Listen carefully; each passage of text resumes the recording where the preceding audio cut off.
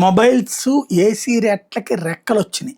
ముడి వస్తువులు వ్యయాల పెరుగుదల, రూపాయి విలువ క్షీణిస్తుండడం, పశ్చిమాసియాలో ఉద్రిక్తత లాంటి ప్రతికూల పరిస్థితుల్లో మొబైల్స్, టీవీల నుంచి ఎయిర్ కండిషన్ల దాకా అన్నింటి రేట్లకి రెక్కలొచ్చినాయి. గత నవంబర్, డిసెంబర్ నుంచి స్మార్ట్ ఫోన్లు, టీవీల రేట్లు ప్రతి 30-60 రోజులకు ఒకసారి పెరుగుతూనే ఉన్నాయి. ఇది పరిశ్రమ వర్గాలు చెప్తున్నాయి.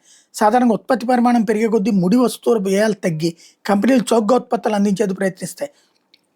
ఒకవేళ కొన్నాళ్ళకి పరిస్థితి అటు ఇటు అయినా అమ్మకాలను పోగొట్టుకోవడానికి ఇష్టపడక అదనపు భారం ఏదైనా పడితే తామే భరించి రేట్లను పెంచకుండా జాగ్రత్త పడుతుంది. కానీ ప్రస్తుతం అట్లాంటి పరిస్థితి లేకపోవడంతో భారాన్ని వినియోగదారులకు బదలాయిస్తున్నాయి. దీంతో ఎంట్రీ లెవెల్ టీవీలు, స్మార్ట్ ఫోన్ల ధరలు తిరిగి 6-8 ఏళ్ల క్రితం నాటి స్థాయికి చేరుకున్నాయి. ఏసీల్లో పెద్ద ఎత్తున అమ్ముడయ్యే కేటగిరీ ఉత్పత్తులు, ఫ్రిడ్జ్లు, వాషింగ్ మెషిన్ల ధరలు కూడా ఈ నెల నుంచి భారీగా పెరుగుతున్నాయి. తొలిసారిగా కొనుక్కునేవారు ఎక్కువగా మొగ్గు చూపే 3 స్టార్ 1.5 టన్ ఏసీ రేట్లు గత ఏడాది వేసవిలో సుమారు 32,000 నుంచి 34,000 ఉంటే ఇప్పుడు 37,000 నుంచి 40,000కి పెరుగుతున్నాయి. కమోడిటీస్ ధరలు పెరగడం, కొత్త ప్రమాణాలకి అమలు కారణంగా ఏసీల రేట్లు 12% మేరకు పెరుగుతున్నట్టు Blue Star group president Mohit చెప్తున్నారు. అలాగే ఈ పెంపు అమల్లోకి రానున్నట్టు చెప్పుకొచ్చారు. మరోవైపు ఎంట్రీ లెవెల్ 5G స్మార్ట్ ఫోన్ల రేట్లు దీపావళి సమయంలో 10,000 లోపు ఉంటే ప్రస్తుతం 13,000 నుంచి 14,000కి చేరింది.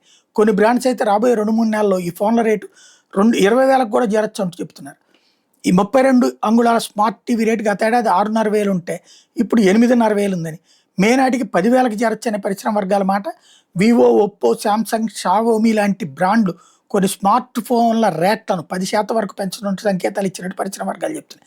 మెమరీ చిప్పుల రేట్లు గత 5-6 నెలలుగా పెరగడం, గల్ఫ్ యుద్ధంతో పాటు రూపాయి బలహీనపడడం అన్నది కంపెనీల మీద తీవ్ర ప్రభావం చూపెడుతోంది.